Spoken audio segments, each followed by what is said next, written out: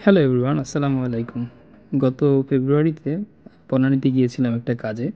তো সেখানে গিয়ে ওদের most hyped restaurant which is একটা ফুড কোর্ট ইয়ার্ড 11। তো সিদ্ধান্ত নিলাম যে ওইখানে একটু ওদের ফুডগুলো ট্রাই করা যায়। তো ওইখানে মানে আমি অ্যাম্বিয়েন্সটা খুবই চমকপ্রদ ছিল, ভালো ছবি তোলা যাবে। আর যেহেতু এটা 11th ফ্লোরে ছিল, সো খুব ভালো একটা সিটি ভিউ পাওয়া যাচ্ছিল। ওইখানে অনেকগুলো রেস্টুরেন্ট ছিল ছোটোখাটো। তো ওইখান থেকে কড়া ফ্রাই থেকে আমি এই সিদ্ধান্ত নিয়েছিলাম যে কিছু ট্রাই করা যায়। সো প্রথমে যেটা আমি ট্রাই করতে নিয়েছিলাম সেটা হচ্ছে কি কর্ন ডগ। ভালো ছিল, কিন্তু এই যে ওয়ো চিজ রামেনটা এটা আসলে খুবই টেস্টি ছিল, আমার কাছে খুব ভালো লেগেছে। আর পোর্শনটাও ভালো ছিল।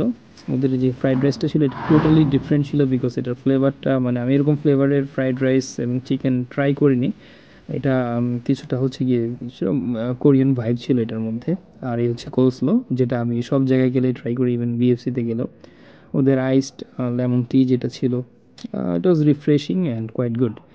সো এত খাবার দাবারের পর আমি আসলে চাচ্ছিলাম যে একটু যাই আমার মোস্ট অ্যামেজিং প্লেস, যেটা হচ্ছে চায়ের বাড়ি। আমার কাছে খুব ভালো লাগে, নস্টালজিক হয়ে যায়, বিকজ ওদের এখানে অনেকবার যাওয়া হতো আমার ফ্রেন্ডদের সাথে। তো এখন আর যাওয়া হয় না। সো ডিসাইড করলাম যে ঠিক আছে, রামপুরা থেকে সরাসরি চায়ের বাড়িতে চলে যাই। ওদের যে এই মশালা টি আছে, এটাই আমি সবসময় খেতাম এবং এটা আমার কাছে খুবই ভালো লাগে। তো সেদিনই এটা ট্রাই করতে ভুলিনি। আজকে এই পর্যন্তই, আল্লাহ হাফিজ।